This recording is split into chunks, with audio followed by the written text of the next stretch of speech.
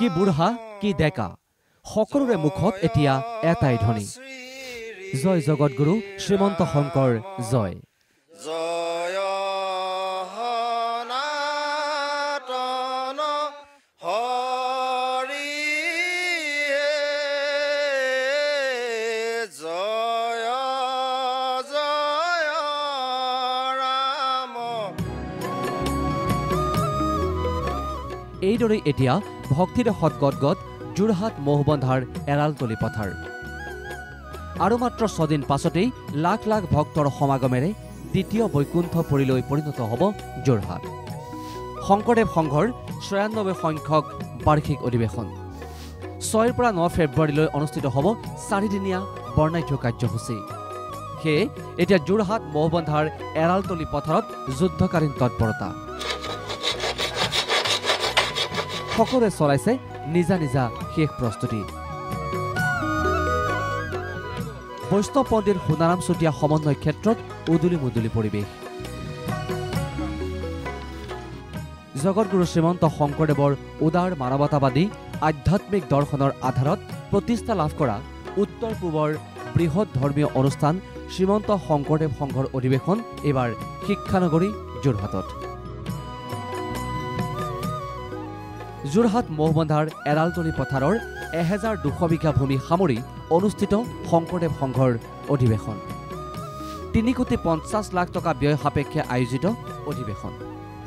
ইতিমধ্যে অধিৱেশনস্থলীত অস্থায়ী নামঘৰ নিৰ্মাণ কৰি প্ৰতিষ্ঠা কৰা হৈছে গুৰুৰ আসন।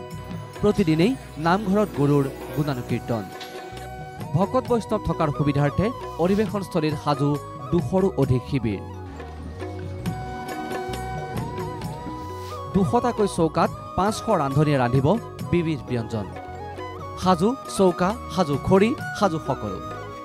অধিৱেশনটোত সাফল্যমণ্ডিত কৰিবলৈ হাত উজান দিছে সকলো ভকত বৈষ্ণৱে। ৰাজ্যৰ লগতে দেশৰ ভিন্ন প্ৰান্তৰ ভকত বৈষ্ণৱ আহি একত্ৰিত হ'ব এই এৰালতলি পথাৰত।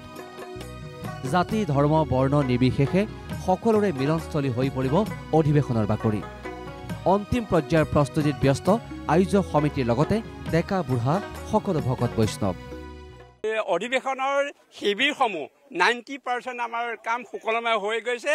আমাৰ ইমানেই আনন্দ লাগিছে, ইমানেই হেৰি লাগিছে, আমাৰ এই ক'বলৈ বাকী নাই। আৰু আমাৰ প্ৰতিটো অনুষ্ঠান সুকলমে হৈ পুৰাদমে বাপ আৰু আই সমষ্টিৰে পুৰাদমে কামত আগবাঢ়ি গৈ আছে। আৰু আমাৰ পশ্চিম যোৰহাট নহয়, আমাৰ গোটেই অসম প্ৰাদেশিক বা গোটেই বিশ্বৰ সকলোকে বাপ আৰু আই সমষ্টিলৈ আমাৰ ফালৰ পৰা কটজোৰে সেৱা নিবেদন জনোৱা।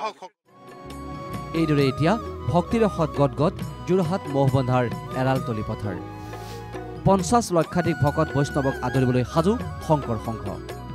এৰালতলি পথাৰৰ পৰাই গুৰুজনাৰ অমীয়া বাণী বিশ্বৰ বুকুলৈ লৈ যোৱাৰ প্ৰয়াস সকলো ভকত বৈষ্ণৱৰ। যোৰহাটৰ পৰা পাৰ্থপ্ৰতিম বৰদলৈৰ সৈতে দিব্যজ্যোতি বৰা, NKTV+।